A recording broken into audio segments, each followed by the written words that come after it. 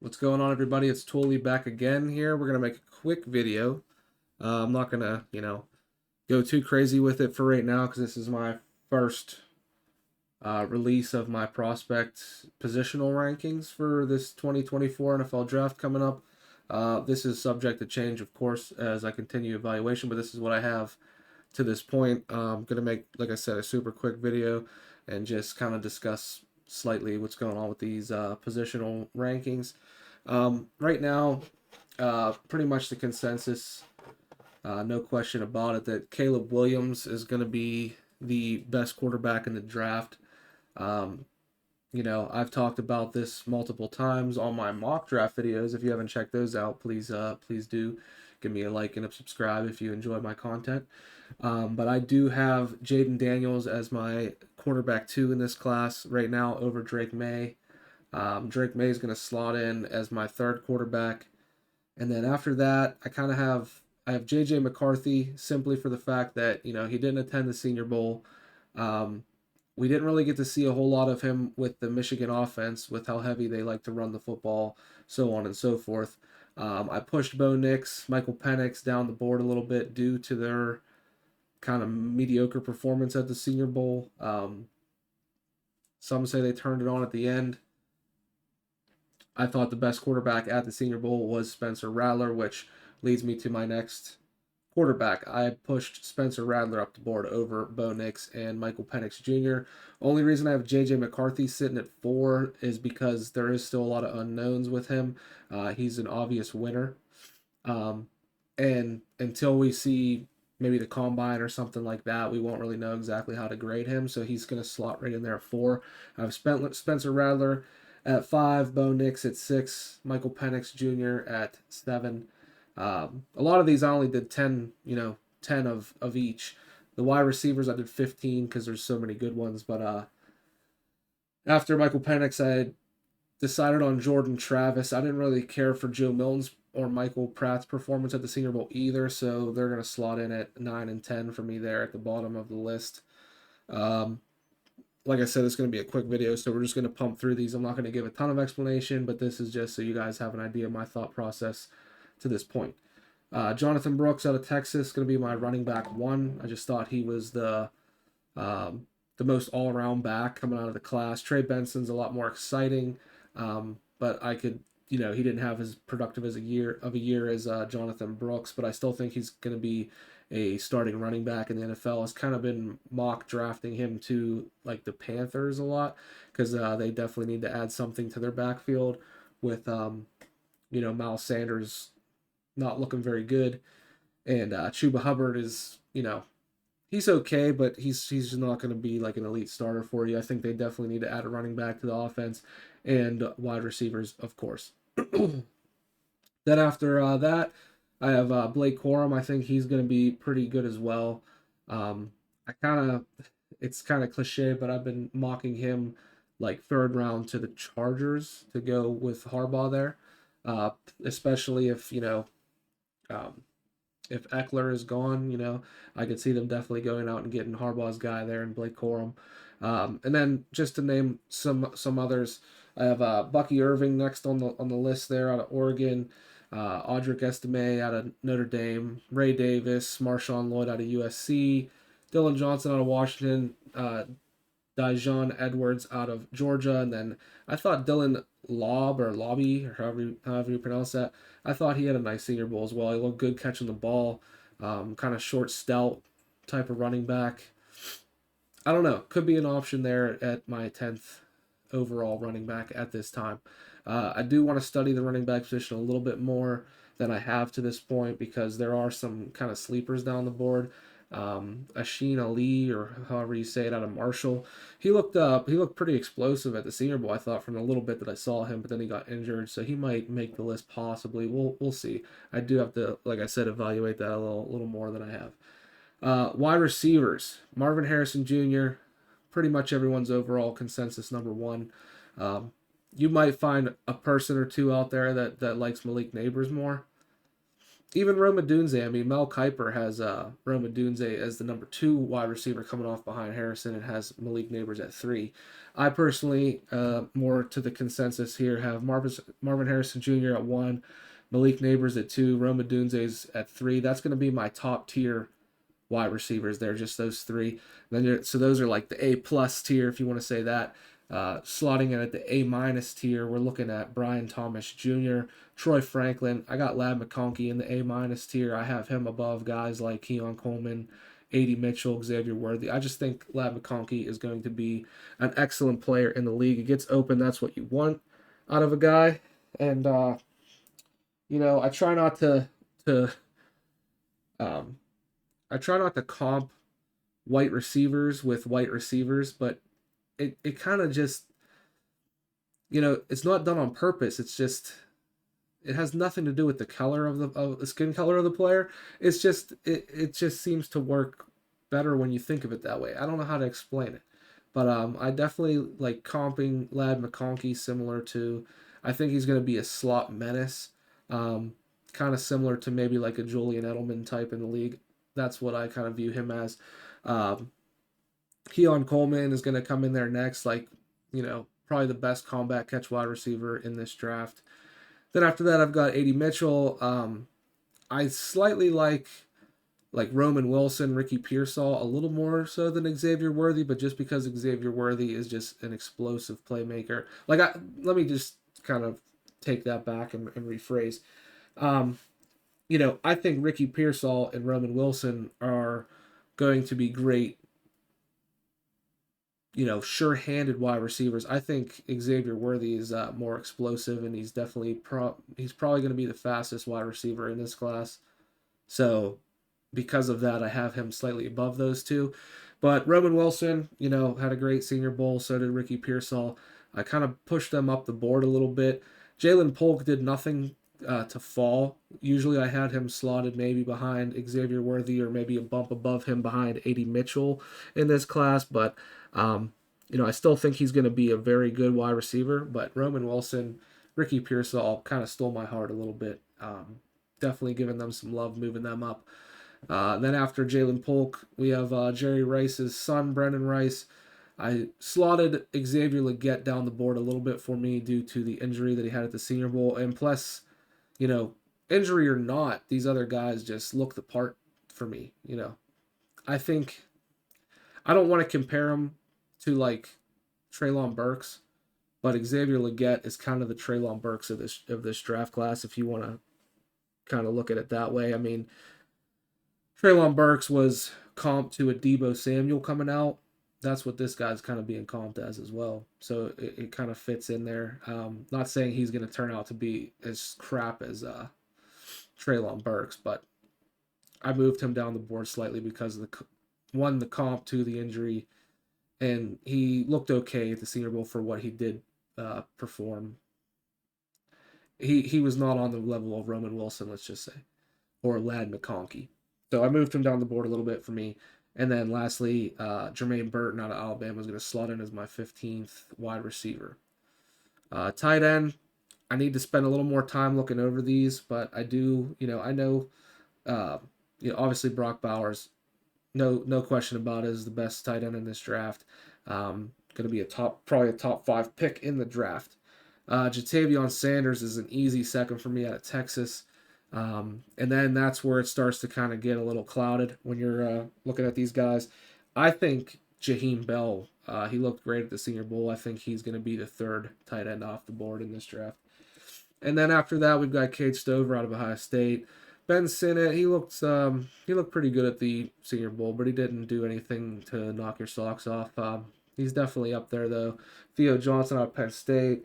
Then we've got Dallin Holker, A.J. Barner out of Michigan, McAllen Castles out of Tennessee, and then Trey Knox slotting at my 10th tight end. I don't want to that running back and tight end are like the last two that I need to really dive in and evaluate. I would say I know those positions in this draft the least out of any. So just keep that in perspective. Moving down my tackles here, it was Joe Alt and Olu Fashanu 1 and 2 for like ever, but Talise Fuaga was real close, in that argument there, and I just think with the nice Senior Bowl he had, I'm pumping him up just a little bit more. I think Olu is still going to be a great tackle, but I think he could use a little bit of time as well. Still, tremendous upside with Olu.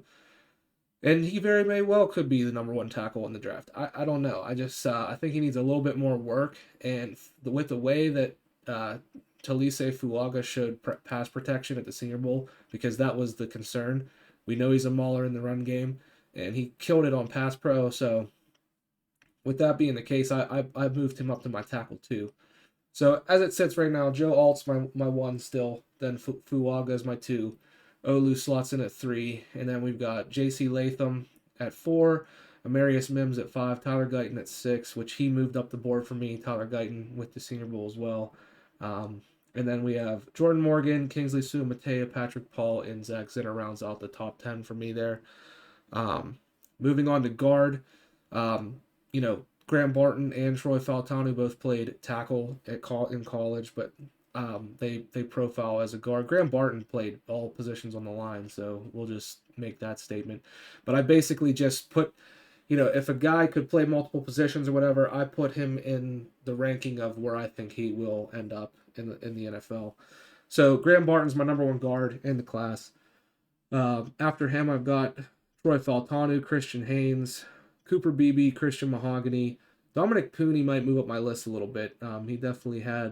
He looked dominant. Well, I wouldn't say dominant, but very solid. Very, very, very solid at the Senior Bowl. He wasn't getting beat all that much. Javion Cohen, Layden Robinson, Brandon Coleman, and Andrew Coker round out my guard class there. This is all just, like I said, for right now, this is how I have it. Like I said, this will be subject to change, and I will make another video when I come out with my 2.0 of this. But this is what I have so far. Center position, no question, Jackson Powers Johnson is the number one center in this class, and he proved it at the Senior Bowl. He looks amazing. He was kind of been mocked as an early second round pick, and now I have no doubts about he's probably going to be a first round selection. Zach Frazier comes in as my second center in this class out of West Virginia. Third is Cedric Van Pran out of Georgia. And then I have I'm a little higher on the consensus on Drake Nugent. Usually a lot of the mock sites I have Bo Limmer ranked a little higher than Nugent. I personally like Nugent better. Then after him, Bo Limmer, Sincere Haynesworth, Delmar Glaze, Andrew Rame, Kingsley Aguakun, or however you say that. I think he's a sleeper to watch. We'll see if he rises at all. I was watching some tape on him. He looks pretty solid as well. And then rounding out my center class is Tanner Bortolini. Moving on to edge, everybody has Dallas Turner as their edge number 1. I personally have Jared Verse, with Dallas Turner not too far behind there. Very close race here between those two at the top. With the way that Latu performed at the Senior Bowl, he was supposed to be the best player there, hands down, and I think he just looked sort of pedestrian, like I talked about in my last mock video. So I still have him obviously towards the top. Production was the highest out of any edge in this class last year, but I just think Jared Verse is going to be a freaking monster. Dallas Turner has the upside to be better than anybody in this class at the edge position. Latu's going to fall in at number 3 for me. Then I've got Braylon Trice, Chris Braswell, Chop Robinson down the board a little bit there, just because he needs some work. He's definitely pretty raw. Jonah Ellis is coming in next. Then Adisa Isaac, Chop Robinson's teammate. Then we got Gabriel Murphy and Marshawn Nealon rounding out the edge class. And like I said, I put these guys in the position of where I think they will play in the NFL. When I get down to my defensive interior line, there's just one player that I'm going to touch on that could very easily be in this edge class. And if he were to be an edge in the NFL, if he cuts some weight or whatever, I'll just tell you who it is. It's Darius Robinson out of Missouri. Right now I have him in my interior rankings. If he would happen to move to edge, I'd probably put him right behind Latu. in this edge ranking. But moving on to the defensive interior, Byron Murphy. I've been talking about it. Is my defensive interior line one right now with Johnny Newton neck and neck. It could flip flop either way for me. It's not going to hurt my feelings. But right now, Byron Murphy is my number one defensive interior. Jerzon Newton at two, and then Darius Robinson, who I just touched on. He's going to be my third defensive interior coming off. Right after that, I've got Devondre Sweat, Chris Jenkins, Michael Hall Jr. Braden Fisk is a guy for me that can move up the boards. He looked very good at the Senior Bowl. He could possibly move up this list. And I already did move him up because, like, typically Dorless, Wingo, or Horoho. I always have trouble saying his last name, but they're all consensus higher than Fisk. I move Fisk up my rankings personally. Then at linebacker, Edgerrin Cooper is just the clear cut number one linebacker for me in this class. But Peyton Wilson is a dog, and a lot of people have him down the board. I know he has an injury history or whatever. Like this Peyton Wilson, like I'm hyping him up similar to like Jack Campbell last year. Like Jack Campbell was a damn animal, and so is Peyton Wilson. So Peyton Wilson is my linebacker too. Then I've got Jeremiah Trotter Jr. Junior Colson. I love him too. He could end up swapping spots with Trotter by the end of this process because I do like Junior Colson very much so. Then I have Marist or Marist. Some of these guys I could, I'm sorry, hard to pronounce their names, but Marist Liufau. He's going to be my next linebacker off the board. Cedric Gray, Tommy Eichenberg, Trice Knight, Tyron Hopper, and then Jalen Ford rounds out my top 10 linebackers there. Corner. This is such a hard one to predict for me. I love like the top. Let's just go with the top four. I think the top four could go any which way as far as ranked from 1 to 4. I love me some Terrion Arnold. He's still my corner one, as we can see here. Nate Wiggins is in that conversation. Cooper DeJean, love the hell out of him. This same thing with Quinyon Mitchell. I was already high on him coming out, but then he went down to the Senior Bowl, impressed there. Was definitely the best defensive player even present down there at the Senior Bowl. So he's going to definitely move up in the conversation there. But right now, as it sits, I've got Terrion Arnold 1, Nate Wiggins 2, Cooper DeJean is my 3, then Quinyon Mitchell at 4, Kool-Aid McKinstry. There goes my dog barking, ruining my video. Pause. Anyways, Remy, shut. Sorry about that. Kool-Aid McKinstry, like I said, he's kind of like I wouldn't say the odd man out because he's a very solid corner. He's going to be a great player for a team. But just looking at the upside of some of these other guys, like Kool-Aid just does everything well. Okay, he's probably most safest corner, I guess you could say, in this draft. But you got to love the upside of Quinyon Mitchell. You got to love the ball hawk ability of Quinyon Mitchell. You got to love Cooper DeJean. He could play two positions, either safety or corner. He's great at both. Very aggressive. He can tackle. Probably best tackling corner in this class. Nate Wiggins, very young, very athletic, speedy, has the size. There's a lot to like. Could use a little bit of work. Maybe just a little. I don't want to say raw, but he definitely has the skills. He's obviously my second corner coming off, but I think he could use a slight bit of work. And then Terrion Arnold just killed it all year. He can tackle, probably second to Cooper DeJean as far as tackling goes out of these guys. Can cover. I mean, he just can do it all, and there is still upside with him. Kool-Aid McKinstry, I think, is just good.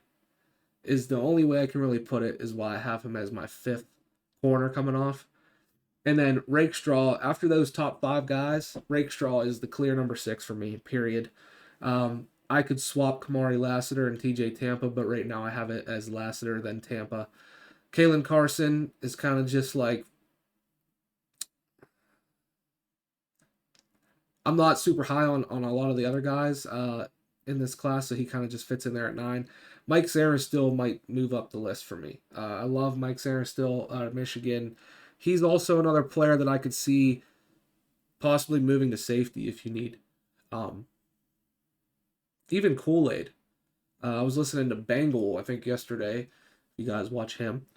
And he was like the first one to really ever bring it up. And it kind of makes a lot of sense because he's like the most patient and he doesn't get himself in bad positions. You know, if he would possibly try safety out, I don't see him coming up and then like too early because he's very patient, then getting beat over the top or something. He might be a nice like corner for like a zone corner for you that, kind of plays back.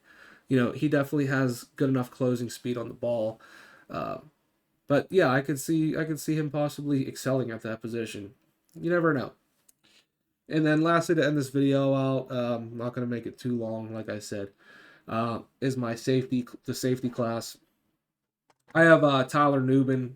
I used to have Cam Kinchins as my number one. Tyler Nubin has done enough for me watching the film and stuff like that. I have him just slightly above Cameron Kinchins. And then I have Kalen Bullock here out of USC.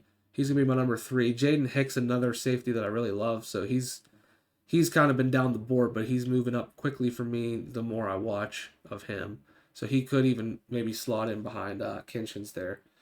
Kalen Bullock, he could be moved. We'll see. Or I mean, it's not like I don't like him, but some of these other guys getting some more hype here.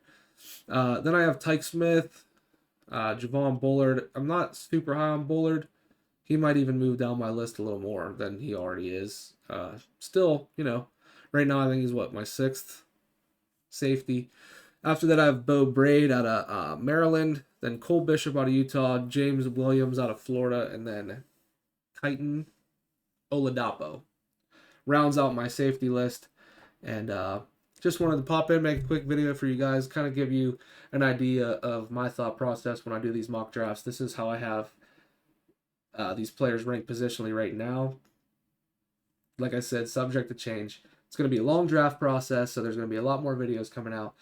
But I just wanted to get something different for you guys to take a look at. I can go through and bring all the stats up and do, a longer video. I could do a whole video on QBs, running backs, wide receivers, like most of these guys do, if you would like. So if that's something that you would like me to do, let me know in the comments section, and I'll be happy to do it. Just wanted to give you something different, something quick, not another 2-hour video, just so you can see my prospect rankings at this point. Thank you guys if you watched and tuned in. Thank you if you watched any of my other videos. I really do appreciate it. And, if you like what I'm doing, if you like my content, if you like my thought process, I think a little bit different than everybody else, just like, the next guy.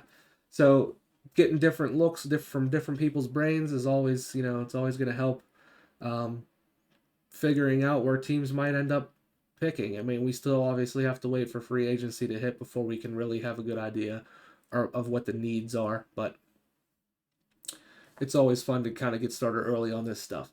But anyways, I will probably make another mock draft video coming up soon here. But for the time being, something for you to chew on until then. And I want to make one last comment before I leave. This is not the only t-shirt I own. I just want to put that out there. I have like 7 of these, okay? It just so happens every time I pop on and I want to make a new video, I got this damn lime green shirt on. I promise you, I'm not wearing the same shirt every single day. I have a week's worth of shirts of these because they're my work t-shirt.